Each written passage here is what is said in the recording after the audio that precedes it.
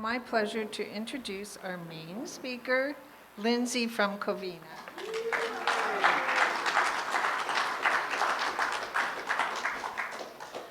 Okay, hi, I'm Lindsay. I'm an alcoholic.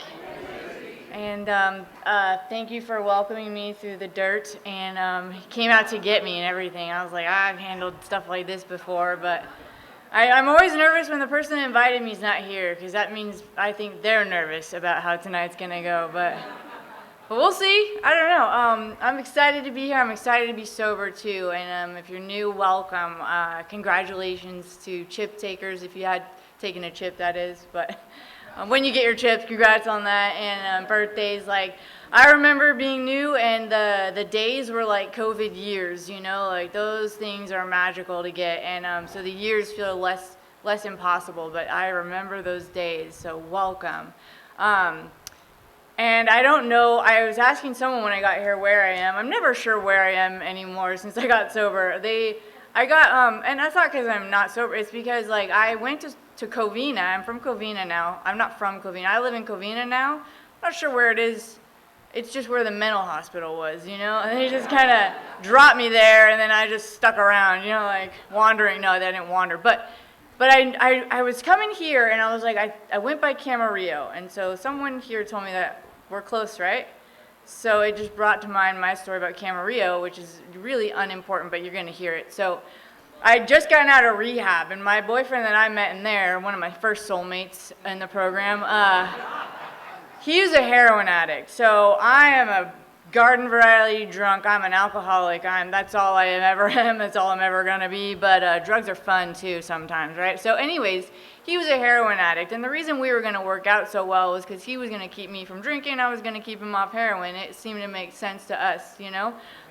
Didn't work out that way. But anyways, we came to an avocado festival. Is anyone familiar? So avocado festival, and we were camping, and I had the misfits from rehab. One of them was a ketamine addict. One was heroin, as you know. One's like crack. And then there's me, and I'm the only alcoholic.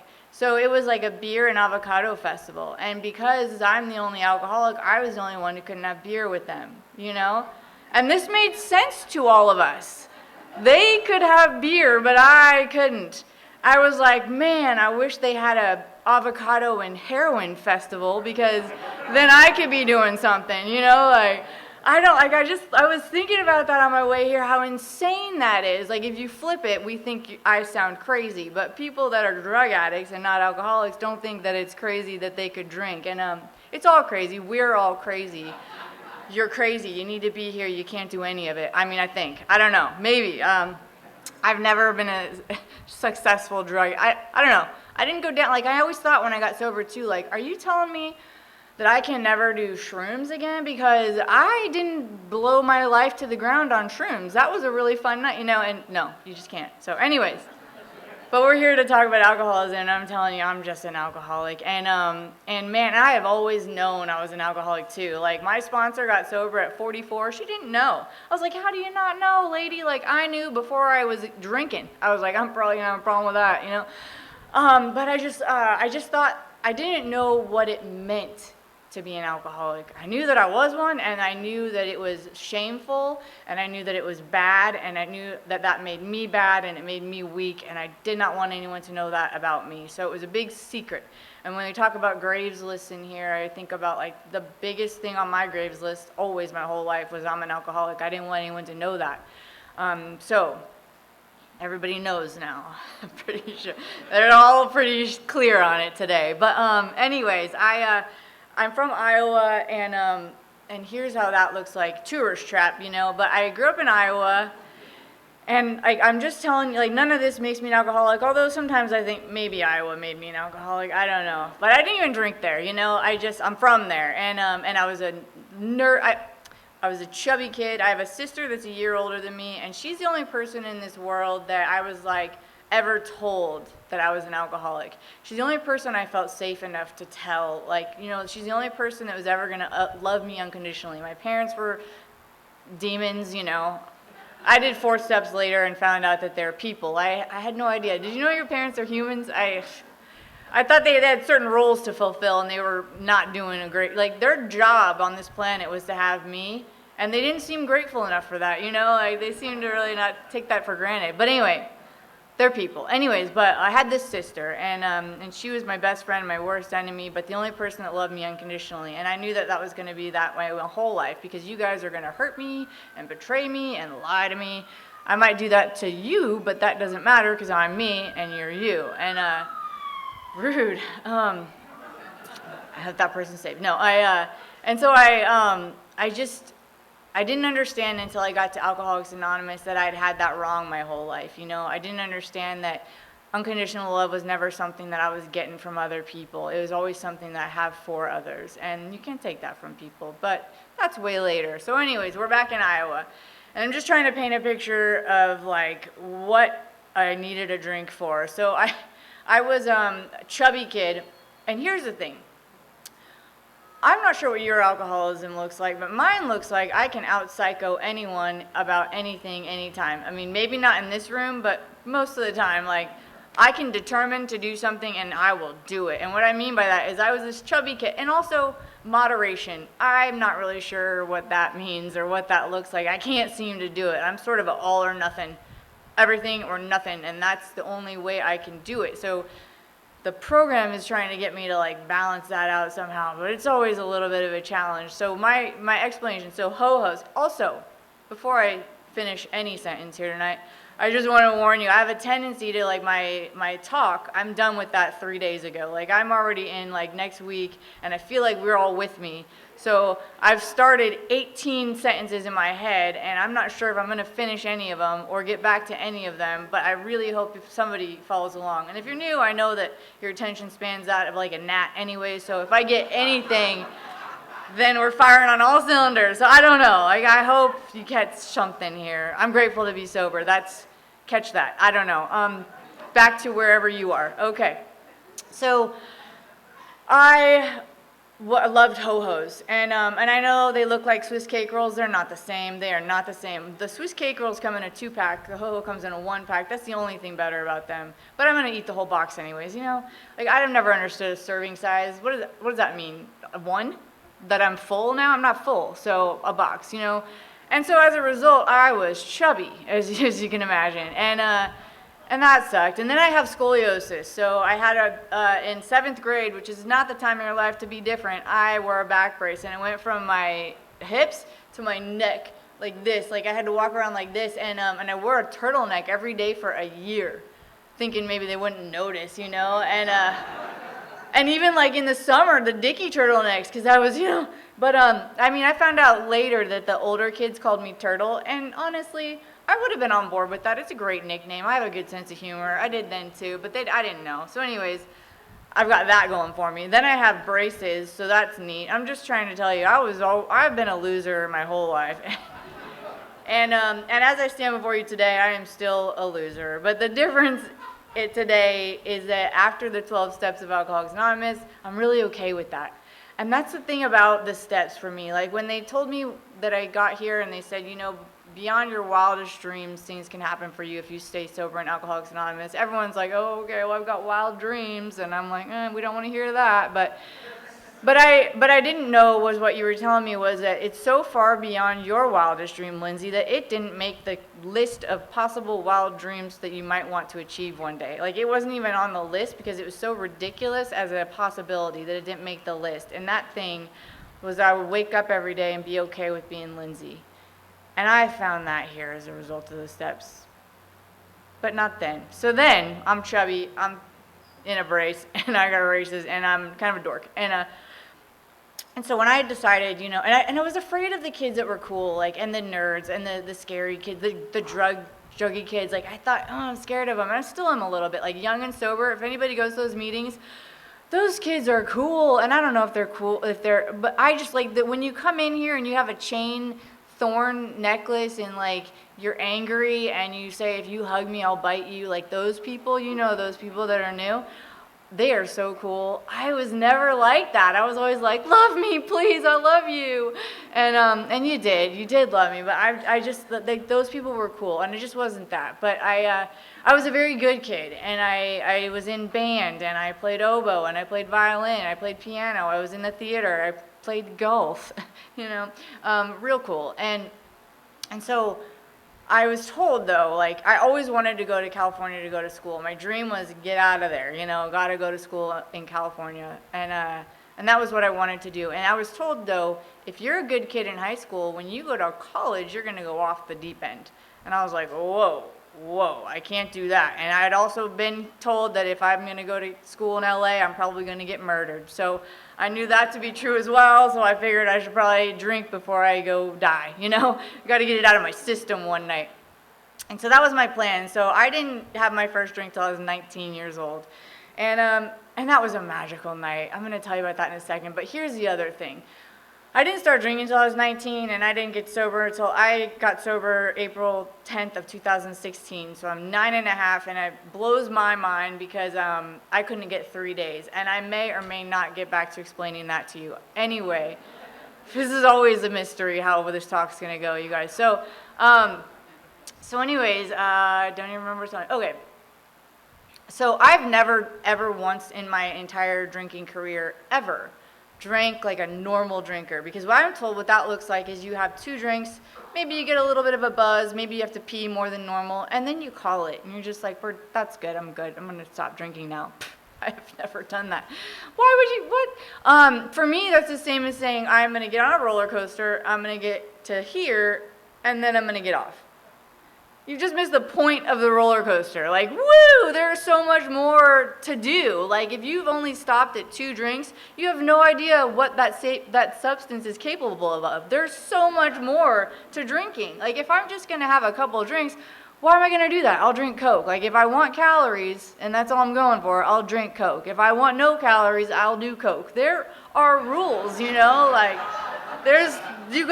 that's not normal. So we call that normal drinking, and I disagree, and I'm trying to get allies to change the terms for me with me, but so far no one's taking me up on it. But I'm not saying we drink the right way, but I'm not saying their way is normal drinking. So we have to just agree to disagree, normies, But anyway, I've never drank that way. I have never once, from the first drink I ever had, sat down to say, how does this pair with cheese? That's oaky. Never. My purpose for drinking is to get wasted. That's why I'm drinking. And so that first night I was 19, and I was with my sister and my best friend, and felt very safe with these people. My sister invited a couple of the older boys to the pool. My friend had a pool in her backyard. And I remember what happened that night. It was magical. And I can only tell it back to you now, not knowing at the time what had happened was a spiritual experience. But that's exactly what happened, because I had those drinks, and I said to everybody, like, how do I know I'm drunk? And they said, if you move your finger here and then your eyes wobble, you'll know. And I was like, I did it! That was the whole point of the night. And I was so proud and so happy. And I fell down, I threw up, I had all of the things you're supposed to do. But the biggest thing that happened to me that night was I was like, I'm sorry, did you say you had a bikini I could wear? You're welcome. And I put a bikini on, and I got in the pool, and I was like, you're welcome, and they were not welcome. I described to you what it looked like. But the thing is that for the first time in my life to that point, I felt free, I felt like it doesn't matter. I'm fine with this person and everything about me, and I'm going to enjoy myself, and you're going to enjoy my company as well, And if alcohol were still doing that for me, I would probably still be drinking, because, oh man, that was an experience, and that was it. And the thing is, what's different, in my opinion, in my experience, between the immediate relief I get from a drink and the somewhat longer relief that was a result of the 12 steps, was that the relief from the steps has been real, and it's been lasting, and it's been a greater relief than ever the drink. I know people say, well, I had fun times drinking, and I did, but that relief was always temporary, and it was always make-believe. It was never real. When I came to, I was always that person still attached to the bondage of my brain and what everybody thought of me, and I was always thinking about that. It was exhausting. I've heard a lot of your stories. I'm exhausted hearing the stuff you did too, but I can get tired just listening to us tell our stories. I'm like, man, we are resilient, aren't we? You cannot kill us sometimes, but it's exhausting. And I remember this speaker one time, he said, I don't know, if you think our program's hard, I'm not sure what kind of alcoholic you were. And that really hit me. I was like, that's so true. Because I just remember how exhausting it was to be trying to get drinks all the time, to make sure I had a bottle all the time. I could not wake up in the morning without a bottle. I was drinking and thinking about my next one, and it was a lot. And I know when I come in here and I hear people say, it works if you work it, you got to do the work. There is some work. As long as you do the work, if you're willing to do the work, then you're going to get the work that you do the work for. And I was like, oh my God, how much work is this? Like, I have a bad back. I'm imagining like we're on the railroad and like you've got here's your, get to work, like what are we doing? And I'm here to report to you that it is not that much work. It's not the right word, maybe. It is, you can do most of it sitting down. Most of the program you can do seated. On the phone, I mean, there is a little bit of this. I mean, depending on how long your resentment list is, that can get pretty exhausting. But for the most part, yeah, you don't even need arms to do it, and it's worth it. So yeah, there's some emotionally excruciating moments or bits or things, but then you realize that, like, everything that I think is so important to hide and be ashamed of is just something someone else has done they're not doing anymore, and they can walk me through it. I love what you said about following that lady, Mary. Congratulations, happy birthday. You seem like a real icon around here, and you remind me of my sponsor too, because I just saw this woman that was busy but happy and doing life and being excited about it. And I always think it's funny when people say, hey, it's fun here. I wouldn't have stayed if it wasn't fun. I'm like, who would? I mean, I was so miserable out there, and nobody said to me, well, come in here, we'll double down on that, Like, we wouldn't have stayed. I wouldn't have stayed, but I didn't know. I never knew what was here. I always thought, well, everyone's heard of AA. I mean, I don't live under a rock. I mean, Iowa is not a rock, but I never knew, like, what was going on in here, I knew it was like a gym at a church where you sat in folding chairs and you held hands and you sang Kumbaya and you talked about your feelings. And I was like, well, that's working for them, but they must obviously not drink the way that I do, because that wouldn't do it for me. Because I had no idea what was really going on here. I didn't know this is just the place you meet people doing the program so that you can go do the program with them. I didn't know any of that, And I remember, like, what was I going to tell you? The psycho part. I wanted to circle back to that. Gotta stay on psychosis. Here's the thing that was so confusing for me. Because while I knew I was an alcoholic, I said I didn't know what that meant, and here's what really confused me. So I get to college, I come out here, and I decide I don't want to be fat anymore. My roommates were like, you know what, we're going to go on a diet. Tomorrow we're going to give up carbs. And I was like, girls, I'm with you. Except tomorrow I'm going to give up food. And they're like, all right. And I mean, I did. I didn't eat for 3 years, you guys. I was so hungry, I was getting back to baby weight, and man, though, I was determined. I lost weight first, and then I only bring that up because it was a very kissing cousin to alcoholism. But then from there, I decided, you know what? I want to be a runner. I've never run in my life. I told you I played the oboe, not really going to the Olympics. And I was like, I think I'm going to start running. I'm going to run 10 miles a day. And then I started running 10 miles a day, and that's just what I did. And so I'm just saying, like, that's pretty psycho. Those are pretty psycho decisions and follow through. Pretty good. And so that's what I mean, like, I could do it, So there came a day when I decided I do not want to drink anymore, and I couldn't not do it, and I didn't understand that. I didn't understand the spiritual malady and the obsession of the mind. I mean, I had the obsession of the mind I was clued in on, but I didn't know that was a thing, and I didn't know about the allergy of the body. I didn't know any of that, So I just thought, again, I'm weak and I'm bad, and I can't let anybody know that about me. And so I didn't want to come here for a really long time, and so I thought maybe when I retire, I'll go to AA. I mean, I didn't have a career or anything to retire from, but then I was like, well, if I'm retired, what am I going to want to go to AA for? I'll just have plenty of time to drink, So my plan, obviously, was come here never. And it's not how it worked out. But I remember I got the end of my drinking, just to wrap that fun life up for you, that was so miserable. It was miserable for a long time in the end. It was just one of those things where I try to only remember the positive things in my life, but there's a couple of these negative experiences that I hold on to just to remember how grateful I am today. And I remember being in my apartment that I called the ballroom, because see, I wasn't really paying for things like furniture. I couldn't afford it.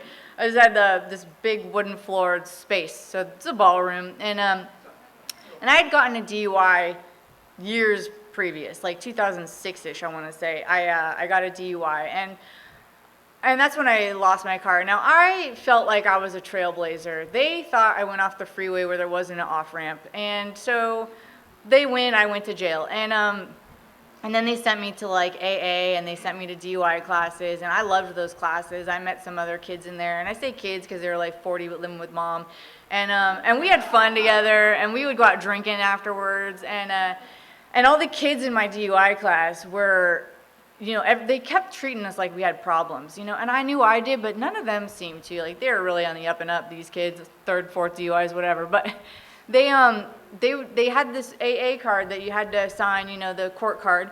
And I remember the kids in my class were forging their signatures. So I knew that I had to forge mine too, because I didn't want those winners to think I had a problem. I couldn't be the only one with a problem. But I did go to one AA meeting to find out how to forge it, which is, you don't need to do that. You can just figure it out.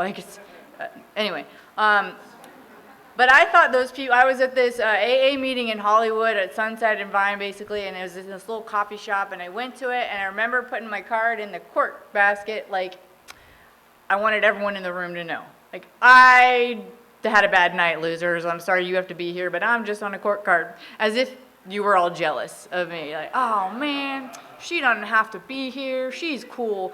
I didn't know you were really like, oh, poor thing, she'll be back. I didn't know. We'll save her a seat. Like, that wouldn't have worked on me, but I just didn't know. But I do remember being there and being floored by how impressed I actually was with the meeting. Like, there was this guy there, and he was sharing some secrets to the whole room. Like, he was sharing stuff that was deeply personal, and I was like, what is he doing? Is he out of his mind? Does he know I'm not in this club? Like, I'm just an outsider. Like, he is sharing stuff that you shouldn't talk about to anyone, let alone a room of strangers. I was floored by it. Something about that was really impressive to me, and I didn't know at the time, but today what I look at that is, like, I think of courage as like heroic courage when you put your life on the line to save somebody, and it's like Superman stuff. But then there's like ordinary courage, which is when you put your vulnerability on the line to save somebody. And that's what happens in every meeting of Alcoholics Anonymous I've ever been to. Someone shares something deeply personal or embarrassing or horrifying, and I feel like, oh, I've done that too.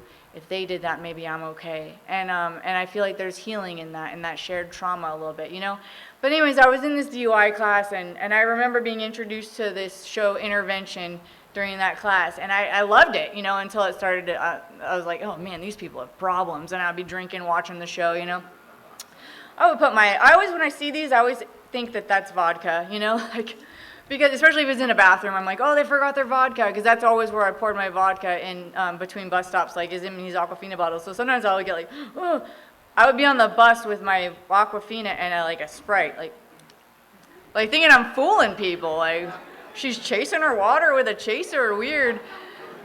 Anyway, so I forget what I was telling you about, but this DUI, and I went, and I was watching Intervention, and I saw these people with these horrible, way worse, And when I started to get as bad as them, the show started to get a little bit dumb, But I remember like being so confused and also frustrated, because in like halfway through every episode, they would be like, and here's where the trauma entered their life, and this is why they drink so bad. And I was like, oh man, like, I don't feel like I have that big of a trauma, like, and I don't ever want to like minimize people's actual trauma, like but the show would be like, here they witnessed their mother kill their dad in front of them, or their uncle had sex with them every night, and I would be like, well, Jesus, these people deserve a drink, like, I'm with them, they should drink. I couldn't think of that. I was like, I didn't like everything my parents, they did make me be on the swim team at the country club when I was a kid, and I didn't want to do that, so I get it, No, I was like, that's not cool. And then I felt like I'm even worse, because I don't have this trauma to like excuse my drinking. I'm just a piece of garbage, and no excuse. I remember this lady that picked me up in a druggie buggy to take me to rehab, and she was telling me her story on the way there, and she was telling me about how when she was 2 and her sister was 3, her mom set their house on fire with the babies in the crib and left, called her dad and said, if you want to see your daughters, you should go get them. And she deserves a drink. I was like, why are you sober? You deserve to be drinking the rest of your life. You got a free pass. And she actually has a good relationship with her mother today. I don't. I was like, do you remember what she did to you? Like, I was like holding on to her resentment for her. But I mean so I just didn't understand that. I was like, oh man, I'm even a worse person on this planet because I can't understand why I can't not drink. I don't even have a good reason. And so, it was, the end of it looked like I was circling the drain here in my North Hollywood apartment, the wooden floors. I mean, I was on a budget. I didn't have a lot of money left. I didn't really want to go to work, so they didn't really want to pay me. And I didn't even have a phone. Like, I stopped paying the phone, so they stopped providing service, which is a weird thing they do. But I would circle these 3 liquor stores that were on the corner down the street from my apartment. There was a Rite Aid, there was a liquor store, and then there was a Chex Beer, Lotto Cash, Gatorade, one of those catchy names where they list everything they sell, and that's the name of the store. You know what I'm talking about? One of those facilities. So I would circle those 3 facilities, and I would, establishments, and I would, because I didn't want any one of them to think I had a problem. So every 3 days, I'm good, and I would be in there like, and I would be in the Rite Aid, and I would, on my phone that didn't have service, so it was pretty risk-free, but I'd be like, oh, what are you bringing tonight?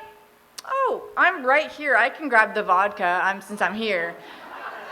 And that way, if anybody was in there shopping and they saw me, they wouldn't be like, is that an alcoholic? Oh no, she's going to a party, she's cool.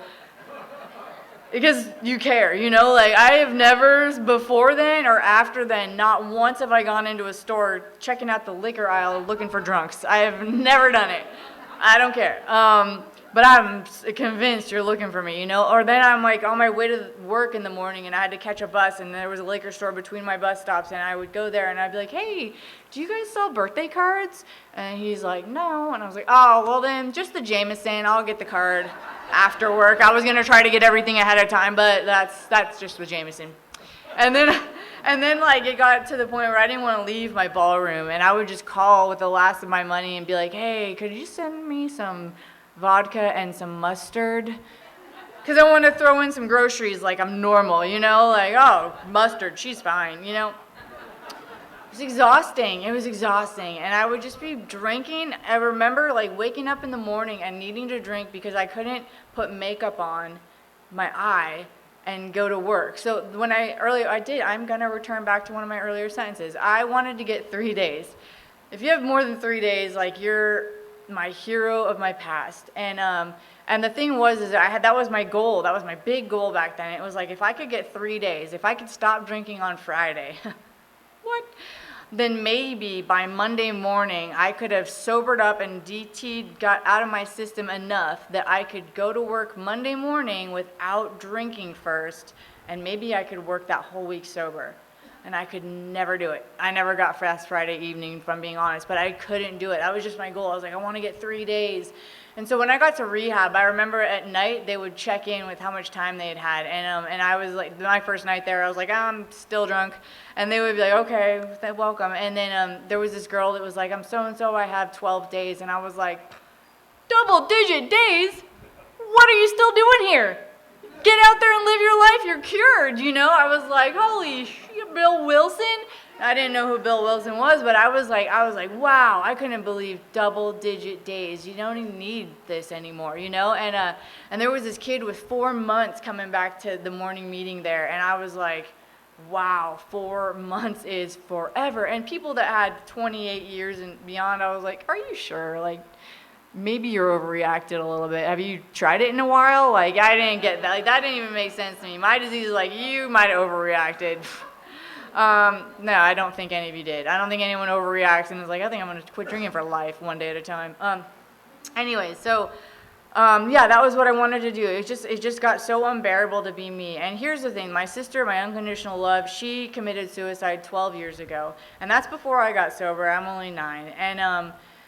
And the thing was that it was the most excruciating emotional pain I've gone through, but at the same time, I never was mad at her. I always understood that solution because I hated me so much, I couldn't bear to be me, and And that's how she felt. She's an alcoholic too. And we didn't know there was another way. We didn't know there was a solution. And so I don't know if she'd have found you, if that would have changed her story. That wasn't her journey. But I absolutely believe if I hadn't found you people and been put in AA, that I would have followed in her footsteps, because I couldn't bear it. I hated who I was so much that I didn't want to be with me. And I didn't know that that's really what the steps are about. Like, if you boil them down into one sentence, it's don't be a douchebag, you know? It's like, hey, but that's a tall order, you know, back then. I didn't think I'm being a jerk. I just, I didn't understand any of it. And I've never once laid awake at night tossing and turning and wishing that I would have been mean today. I wish I would have punched that girl in the face. I wish I would have done that, and I'd stay awake all night about it. No.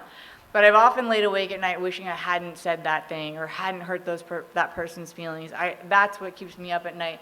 And in our book, it talks about how in every man, woman, and child, there's a fundamental idea of God. And when I hear God, I think religion, and I'm out the door. I mean, we're in a pretty religious space here feeling, and that would have been like, not going in there. But it was just because I didn't want to hear that, you know? And thank God, I see the irony in that sentence, but thank God my sponsor was like, don't worry about finding God. Just do the steps, you'll have your own experience. And that's been my experience. It's not, I know it's everywhere. If the scrolls got put up by that commitment, way to go, guy. You'd see God a lot, you know, but it has been like the least forefront thing that I've had to like go find. Like me finding a way to be okay with me finding a way to be okay with you, that's been how I've experienced that. And it's made me kind of okay with everybody and be a much more loving person. But I had to trick myself into that, but maybe I'll get to that.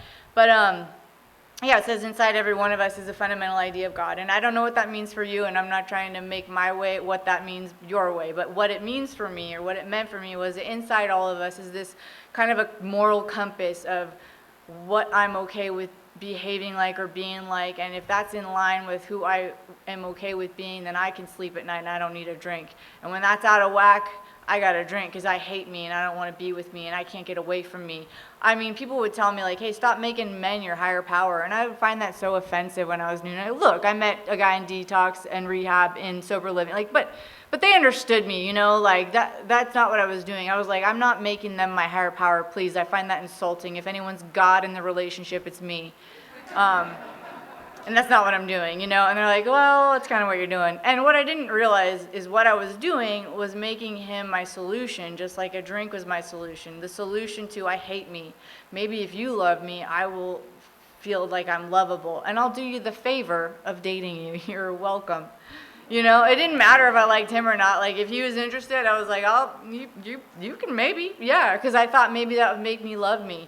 And, well, nothing hurts worse when that guy dumps you, you know? Like, you're like, wait a minute, get back here. I'm in charge.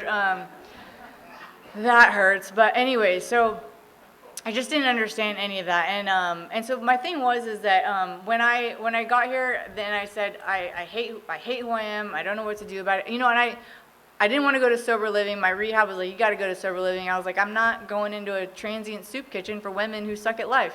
No. I don't think that anymore. People no. My other option was under a bridge. I was about to be evicted, but I was like, I'm not, no. But the sober living won because I do like flushing toilets and things like that. But I was there for 6 years. Okay, I did like it. But anyways, I wasn't going at first, and I didn't know that when I first got there, and I got 5 months put together, and my first stint of sobriety, it took 9 months for me to get my actual date, but I got kind of a 5 months, and everything seemed to be getting better in my life. You know, my face started to come back to like human skin, like things were coming, I was less dehydrated.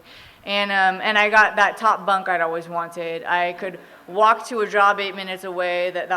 Things were great. You know, I had a boyfriend at the other sober living, of course, and he was assistant manager, so we were a pretty big deal. We were going to sweep the nation with our alcoholic stories, you know.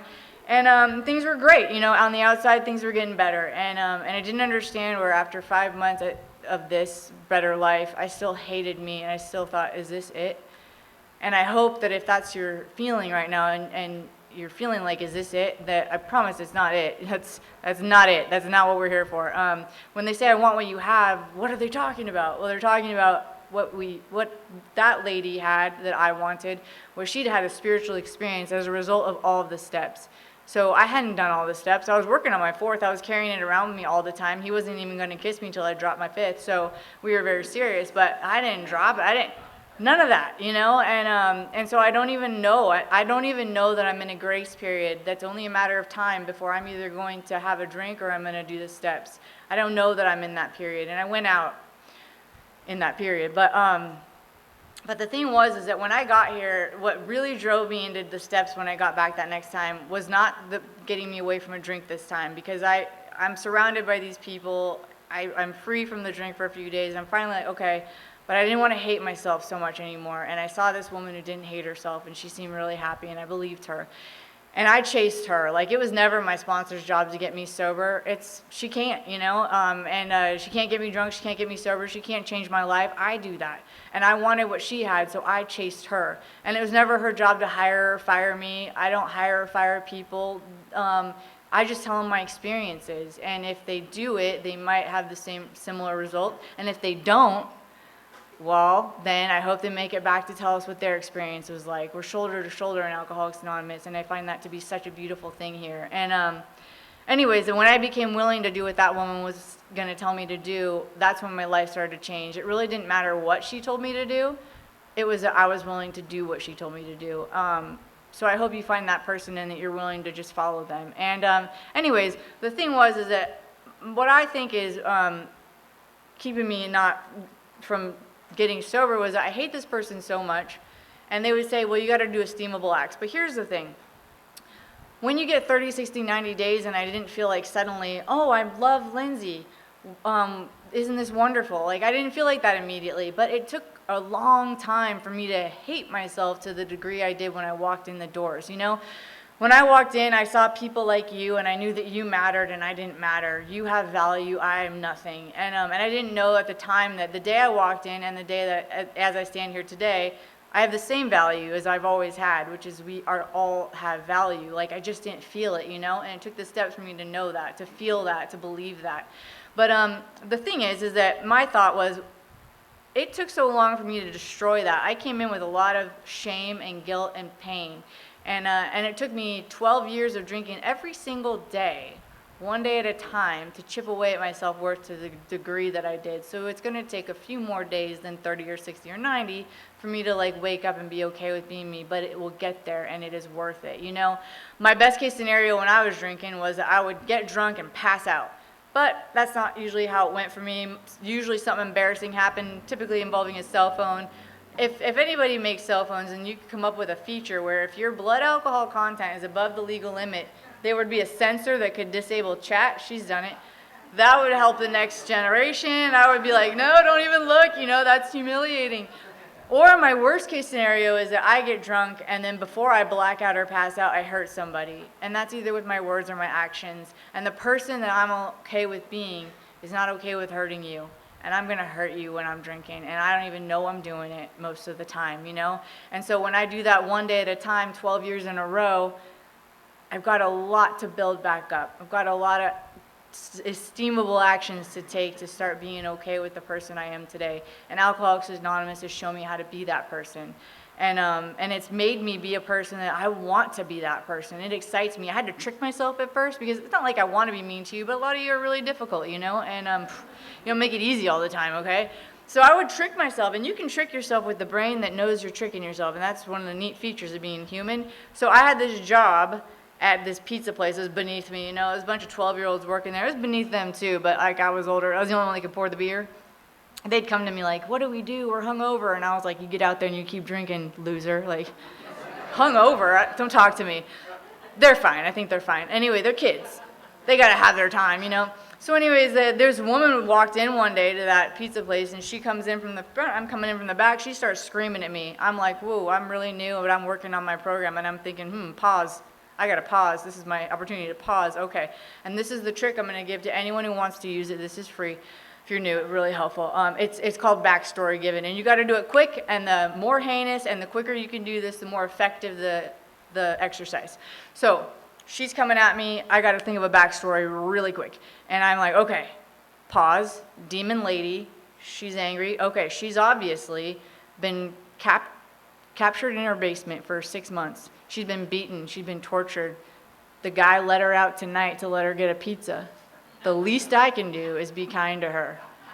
And I did. And we were both surprised. Like, neither of us saw me being nice coming in that equation because she was hot, you know? And it changed everything. It diffused everything. And all it was I didn't take whatever was going on in that woman's life personal for me. And I've learned that I don't have to take everything personally. Most of the stuff that you're upset about has nothing to do with me, and you don't even notice me. But I take it personally, like, oh, I better get in the thick of this, you know? I mean, I've done this. I've made backstories for people so good that I brought myself to tears. Like, so sorry about your son. They're like really confused. Like, my son's fine, you know. The cancer? Anyway, so those are some tricks. You can use them if you're new, or if not. Like, sometimes it just helps, you know. But anyways, my last bit that I'll tell you before I get the ding dong cowbell and get out of here story is that when I came in the last time, I had 2 black eyes, which is the most black eyes you can get at one time. Beaten and left. I had a bad run. That guy did not love drinking with me, okay? So anyways, my outsides for the first time matched my insides. And I really believe that whether you come in here looking beat up or not, we come in here, we're pretty beat up inside. We're hurting pretty badly. And I think that's true for all of us, is we're hurting real bad, and maybe we can hide it, but there's a lot of pain there. And there's a lot of pain that makes us do things that we wish we weren't doing. Anyway, so I came in looking like I felt, and I was so ashamed. And I didn't know, I hadn't been around so many times that I knew that you'll take back anyone, anytime, every time. I didn't know, thought I was unique, you know, like, oh, they're never gonna take me back, I'm the one. But you took me back. And so I was back in this sober living, and I was so ashamed, and I was so guilty, and I just felt horrible. And I thought I'd thrown away the one good opportunity I'd ever had in my whole life. I'm wearing a hat, and I'm hiding. And I'm back in sober living, so I had to go with this woman who was on another phase of me. And so this woman took me to the grocery store one day. And I mean, if I wasn't this woman at the time, I had $3. But this was a woman that went down every aisle of the grocery store. Oh my God, if you're that woman, bless you. But I wasn't that woman, and I only had $3. I wanted to swing through the checkout lane and go, you know? I had nowhere to go, but I needed to get there, you know? And so anyways, I'm there with this woman for 72 hours, you know? We're just at the store. And one of those spiritual giants from my home group walked into the store, and I see him, and I'm like mortified, and I'm like, oh my God, I hope he doesn't see me, but also he probably doesn't even know who I am, so it's not that big of a deal. But he goes across the store, Lindsay! I'm like, oh, he knows my name, you know, like panicking, happening a little bit, and I'm just like waiting for this guy who matters to come over and yell at me and tell me, we told you not to date that guy, we told you to listen to us, we told you, blah, blah, blah. And of course that's not what he did. What he did was he came over and he said, Lindsay, thank God you're okay, we're so glad you're back, please stay with us. And then he floated off, you know, like, and that was it. And he probably doesn't even remember that little kindness, but I remember it, and I tell him every time I see him. But it changed my life in that moment, you know, because for like this moment in my life, I felt like maybe I mattered. I felt like he saw me, and like maybe if I did stay with him, that I could be okay too. And so that's my hope for everyone that's ever walks through the doors of Alcoholics Anonymous or gets on Zoom. If you're new, if you're returning, or if you've been here a while and just having a rough day, or whatever it is, that you come into these rooms, you know that we see you here, we understand, and if you need help figuring out how to stay, every single one of us would love to tell you how we did. Thank you for having me. That's it.